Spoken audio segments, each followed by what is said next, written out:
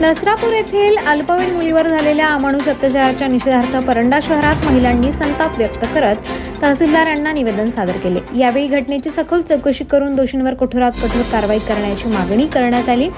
महिलांनी एकमुखाने सांगितले की अशा प्रकारच्या घटनांमुळे समाजात भीतीचं वातावरण निर्माण होत असून प्रशासनाने तातडीने कारवाई करून आरोपींना कठोर शिक्षा द्यावी, अन्यथा मोठ्या प्रमाणावर आंदोलन छेडण्यात येईल असा इशाराही देण्यात आला। या निवेदनावेळी मान्यवर उपस्थित होते।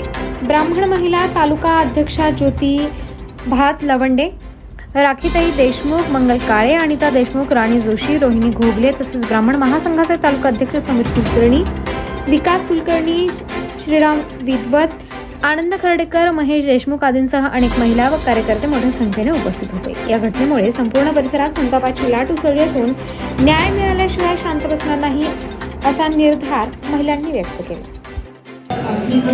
निशब्द आहे, त्याला बोलण्यात कुठले शब्दच राहिलेला नाही। अशा घटना वारंवार घडत आहेत, पण याच्यावर सरकारने जी प्रतिक्रिया द्यायला पाहिजे हाटकोटमध्ये किंवा ह्याच्यामध्ये जी प्रतिक्रिया काही सरकारने घेतलेली दिसत नाही।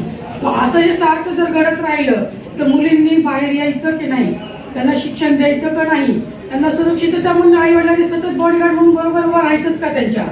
मग यांनी कधी समाजामध्ये चांगल्या पद्धतीनं जगायचं आणि शिकायचं?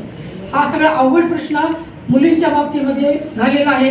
त्यामुळे सगळे आई वडील खूप ह्याच्यामध्ये आहेत की आपल्या मुलीला कसं शिकवायचं किंवा काय करायचं आणि कशा पद्धतीनं त्यांना मोठं करायचं आणि समाजामध्ये आणायचं। ही सगळी घटना बघून अगदी हृदय पिळून टाकणारी ही अशी घटना पुण्यामध्ये नसरापूर येथे घडली। अगदी 4 वर्षाची मुलगी।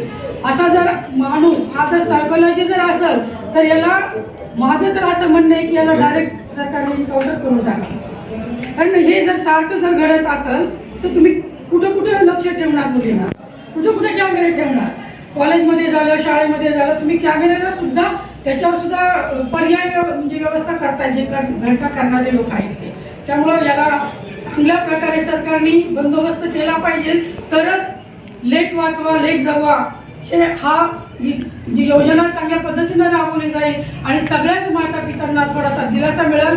ही घटना खूप अगदी निशब्द झालेली आहे। परंड्यामध्ये स्वादिष्ट जेवण हवंय का? तर मग या हॉटेल किनारा फॅमिली रेस्टॉरंट मध्ये येथे मिळणार मटन डवारा थाळी अनलिमिटेड फक्त 250 रुपयांमध्ये, गावरान चिकन डवारा थाळी अनलिमिटेड फक्त 200 रुपयांमध्ये, किनारा मच्छी थाळी अनलिमिटेड फक्त 200 रुपयांमध्ये, वेज थाळी अनलिमिटेड फक्त 200 रुपयांमध्ये।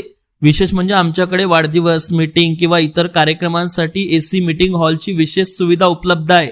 तुमच्या फायद्याची गोष्ट म्हणजे जेवणाची ऑर्डर असल्यास हॉल भाडे फ्री असणार आहे, तर मासिक मेसची ऑर्डर देखील स्वीकारला जाईल।